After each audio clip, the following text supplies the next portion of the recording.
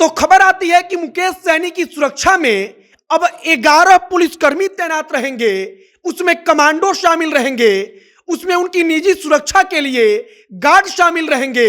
और चर्चा चलती है कि केंद्र की सरकार ने मुकेश सैनी को वाई प्लस श्रेणी की सुरक्षा दे दी है। अब मुकेश सैनी को वाई प्लस श्रेणी की सुरक्षा, इसके पहले चिराग पासवान को जेड श्रेणी की सुरक्षा, और इसी प्रकार से तमाम नेताओं को जिस प्रकार से केंद्र की सरकार सुरक्षा दे रही है, उसको लेकर कहा जा रहा है कि 2024 का चुनाव सर पर आ गया है और इसीलिए तमाम नेताओं को सुरक्षा देकर उनको अपने पाले में खड़ा करने की कोशिश हो रही है। आगे हम आपको सब कुछ बताएंगे। कहा तो यह भी जा रहा है कि मुकेश सैनी की बातचीत भारतीय जनता पार्टी से चल रही है। आगे हम आपको सब कुछ बताने वाले हैं, समझाने वाले हैं कि कैसे चिराग पासवान को जेड श्रेणी की सुरक्षा, मतलब कि उनकी सुरक्षा में अब लगभग 25 कमांडो और सुरक्षा बल तैनात रहेंगे। इधर मुकेश सैनी की सुरक्षा में अब 11 पुलिसकर्मी और कमांडो तैनात रहेंगे। यह सब कुछ करके भाजपा करना क्या चाहती है? बाकी हमारा नाम मोहित कुमार सिंह है और आप जनता जंक्शन देख रहे हैं।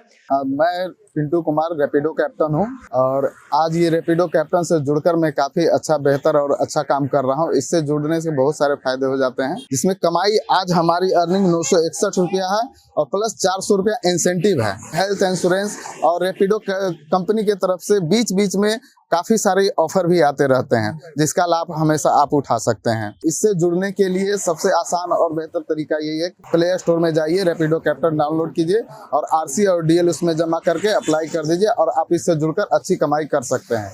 शुरुआत करते हैं मुकेश सैनी से।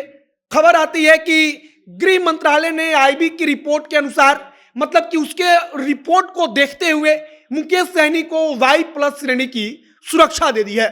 अब वाई प्लस श्रेणी की सुरक्षा में होता क्या है, सबसे पहले आप इस बात को समझ लीजिए।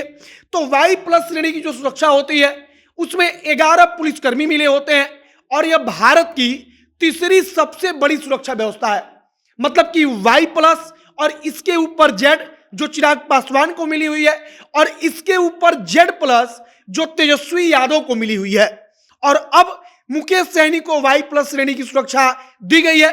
अब वाई प्लस श्रेणी की सुरक्षा में 11 पुलिसकर्मी रहेंगे, इसके साथ उनके निजी सुरक्षा के लिए कुछ गार्ड रहेंगे और इसके अलावा उसमें 1 या 2 कमांडो शामिल रहेंगे, जिन कमांडो को केंद्र सरकार भेजेगी और मुकेश सैनी की सुरक्षा में वो जहां जाएंगे वहां पर उनके आगे पीछे कमांडो दिखेंगे। अब इस मुद्दे पर आते हैं कि आखिरकार सारे नेताओं को इतनी सुरक्षा कैसे मिल रही है, क्यों मिल रही है?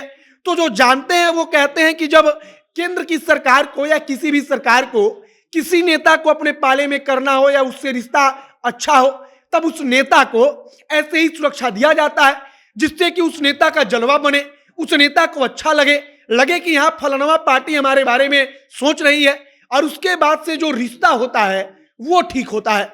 अब आप भविष्य देखिए, 2024 में लोकसभा का चुनाव होना है।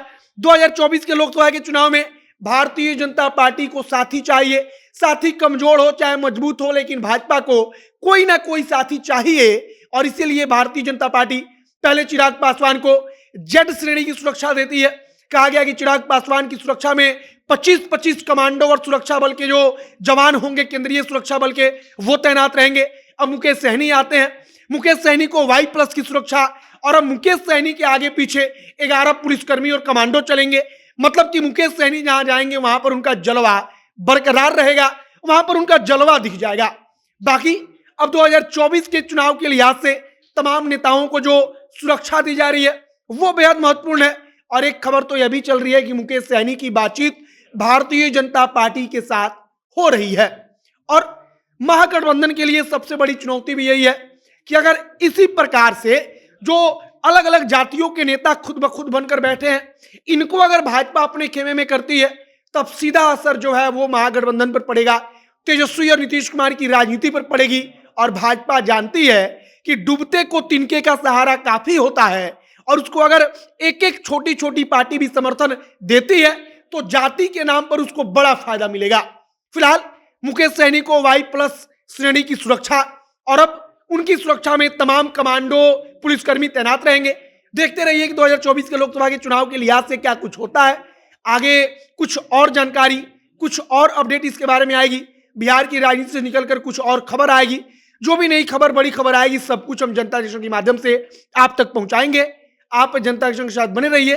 फिलहाल इस वीडियो को यहीं पर समाप्त करते हैं। कैमरे से विशाल खड़े हैं और मैं मोहित कुमार सिंह। बहुत बहुत धन्यवाद।